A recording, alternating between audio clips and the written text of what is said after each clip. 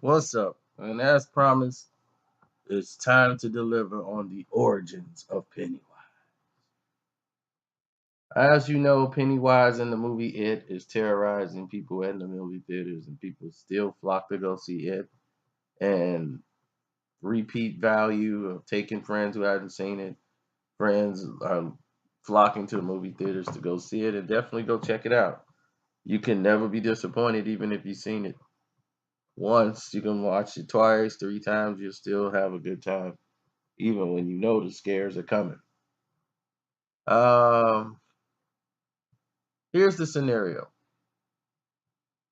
and I want you to understand what I'm saying.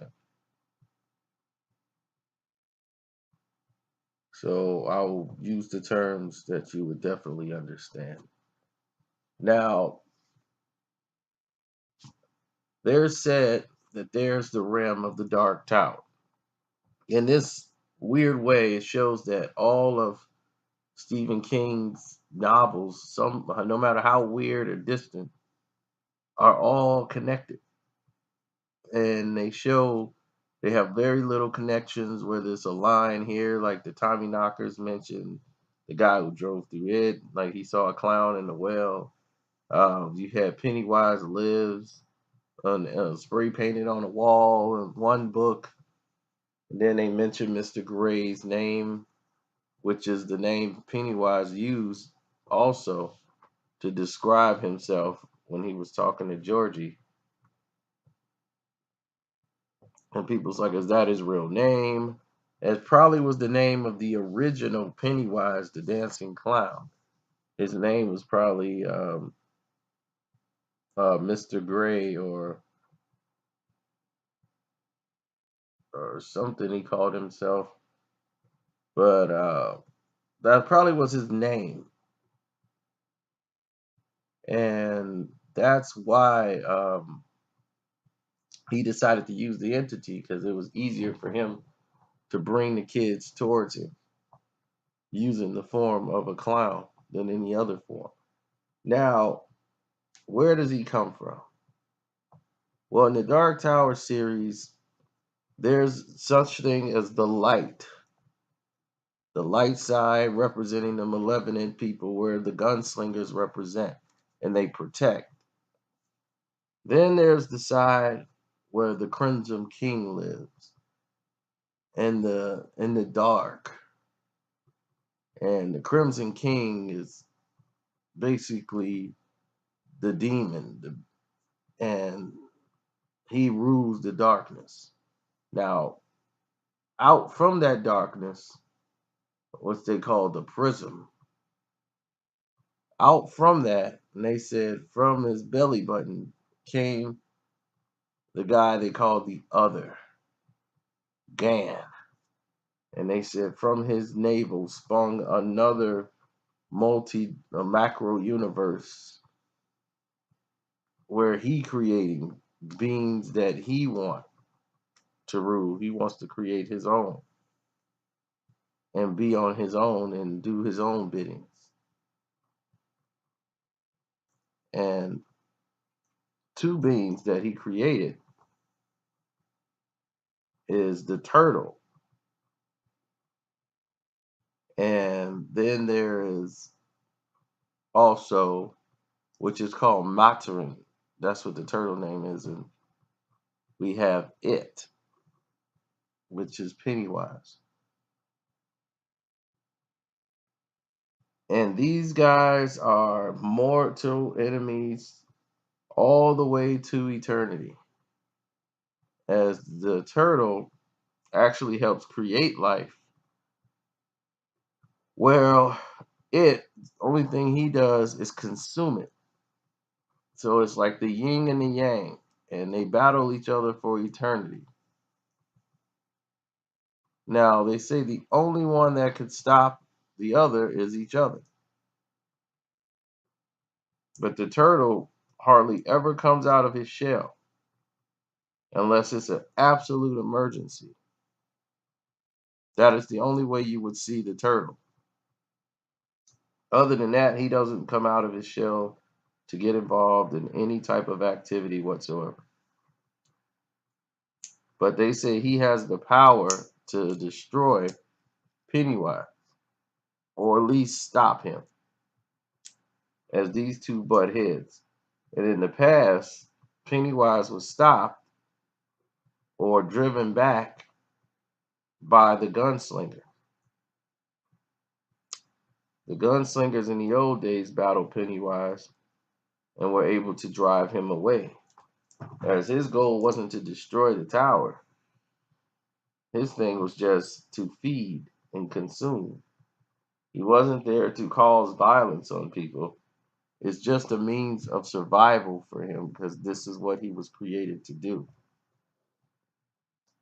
Now, he's come from a beam, what they call a beam of gods, the deadlights. And there were more Pennywise and there were more turtles that were out there, the Matrids. So we don't know what happened to the deadlights from the realm that he's from, but it's said that those lights that you see in his mouth, if anybody is to see those, it's like almost being dead, but you're not quite dead yet. And it causes the body to float. That if he transformed into his original form, that it's just really beams of bright beam of light. That if the humans saw it, they would just instantly die. It would absorb so much of their life force that they would just completely die. Pennywise is one of the most unexplained that you really got to go digging in books to find character that you probably seen in theatrical history. I don't remember any other character that had all of these characteristics that Pennywise had.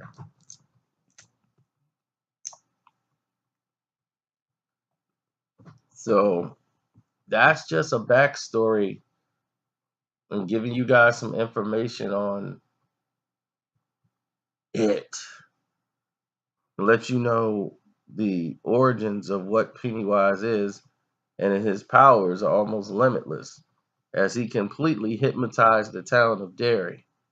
All of those guys are under the spell, as you can see, the parent that didn't want to stop to help when they saw the kids beating on, what was that, Ben? No, yeah, whoever the big kid, and he was getting beat up by Henry, and they carved the H in his chest, and you saw the balloon in the back seat of the car. They were completely hypnotized and probably saw something entirely different, and they didn't even think to help. Then you have a situation in which where you have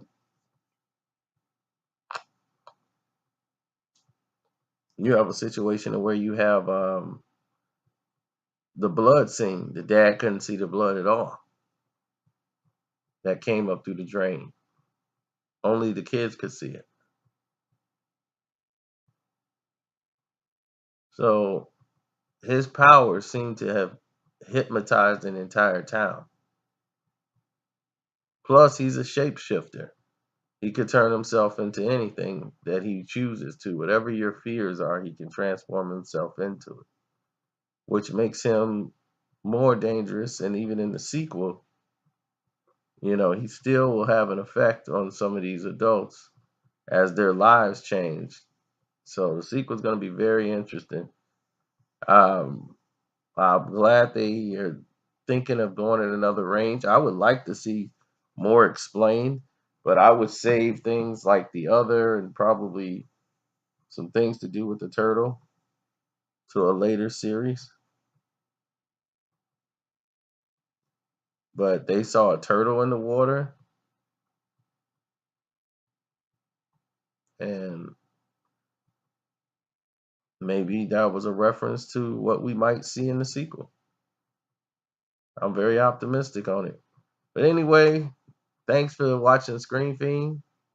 And definitely subscribe and hit the notification button so you can be notified when new things develop and come up. This is Carcino once again, and I am out. Be blessed.